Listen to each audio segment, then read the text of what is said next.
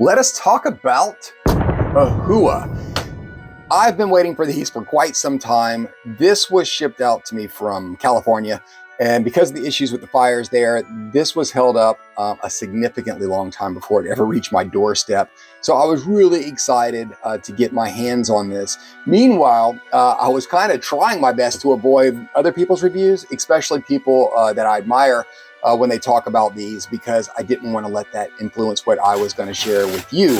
And sometimes, if I really like a reviewer, I tend to want to not disagree with them. For the most part, I avoided a lot of reviews with this, but I did see in like coloring groups a couple of people. It's a mixed feeling. I heard someone posting about how much they love them and how vibrant. They just went on and on about these pencils, and then you turn around and I hear somebody talking about they weren't nearly as vibrant. That he was disappointed by the way the pencils laid down, and it just didn't give him that bright palette he was looking for. So, I mean, those two things alone piqued my interest. Now, as most of you know, Ohuhu is, they do mostly markers. That's where they got their name. That's where they grew big. And I guess they grew so big because so many people like their markers that they ended up branching into the world of color pencils, which, again, is exciting. Good for them, because I think this could be a lot of fun. If we jump into them, something I want to point out, because it's what we do here, I really like this. This white on black, draw, feel, and power. Just the basic blank black lid, the tin for this, with this elegant word. I don't know, it just, right when I opened it, that was the first thing I noticed. I loved it. If we look at the pencils themselves, it does come with a swatch sheet. Now, in the ways of swatching, obviously this is not ideal. Something a little larger would have been nice, because you want your to use your swatch properly. You're going to want your square a little bit bigger than this. But having said that, I am really glad they included this, as well as it being on a nice piece of cardstock. And I want to say there's a tad bit of tooth to this, not much, but again, it's better they have it than not have it. Talk about a pretty pencil. When I open this up, it's just the presentation of a pencil alone just speaks volumes, and this had that. Right down to this nice little touch up here. This is a piece of foam they inserted that kind of goes in front of the leads, and it wraps down to the second tray. Again, nothing groundbreaking, but the fact that they included it, it just shows that they did want to put that little bit extra effort, a little bit of love into the product, and my hat goes off to them for that as well. Let's lift this lid and look at the bottom tray here. So here we have their second set. Now, something I want to talk about, the display of these is gorgeous. This is, out of everything I've ever swatched, any sets I've ever messed with, I don't know that I've ever come across another set that is as gradient perfect as this set is. What I mean by that is, when I'm messing around with swatch sheets, regardless the gradient order a pencil is in, that doesn't mean it's going to just fall into the family swatch order. I got to do a lot of finagling, a lot of back and forth to get those sheets the way I want. Having said that, these pencils I found way more worked than didn't work, as far as what colors actually, progress from one to the next is already in that order. Big chunks of these pencils were that way. It was enough that I wanted to bring that up to you, that I've never come across a set that is in such perfect gradient order. And it was, again, worth mentioning. If we look at one of these pencils, let's grab this pink one here. Beautiful pencil. We have their brand and their logo on one side. On the other side, you have the name, color, and the organization number at the very back. Love that. The top has been not only dipped, but it's dipped in gold to match the embossed letters, which is, again, a really, really nice touch. Something I want to bring up about this pencil that instantly spoke to me. I don't know if it's the high gloss on this, or just the amount of coatings, or the wood they used, but this pencil indeed has a heft to it, and I mean that in a good way. It feels quality. Like there's some brands, and I'm trying to think, maybe Castle Art. It's more of a spindly pencil. And this is not good or bad. Some people love that because arthritis or whatever the case is. I've heard them complain about certain types of pencils hurting their hands when they hold them for long periods of time.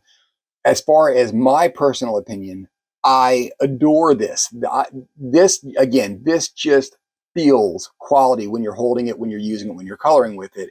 And again, 100% worth pointing out that it's just, there's a heft to that that's just brilliant. Let's look at the swatch sheet.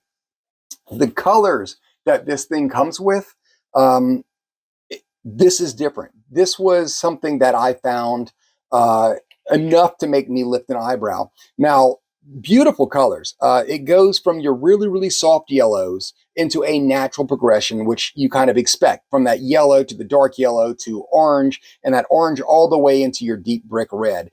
Perfect gradient order there. Where it gets different is what I love to see, and this palette did not have it. What I love personally is when your yellows also turn around and break down into a mustard, from that mustard to an ochre, ochre to your light umber, until it eventually reaches that deep dark chocolate color. I love that. This did not do it. The reds and yellows were there. The gradient was there on those, but zero transition from your yellows into your browns. It did go into a cream, into kind of like a darker, like an earth tone green, cream, into your browns, into your burnt umber. That was all there, and had some beautiful browns. It's just the transition wasn't there. It skips over the yellows in order to get to those browns, which I noticed because I use those.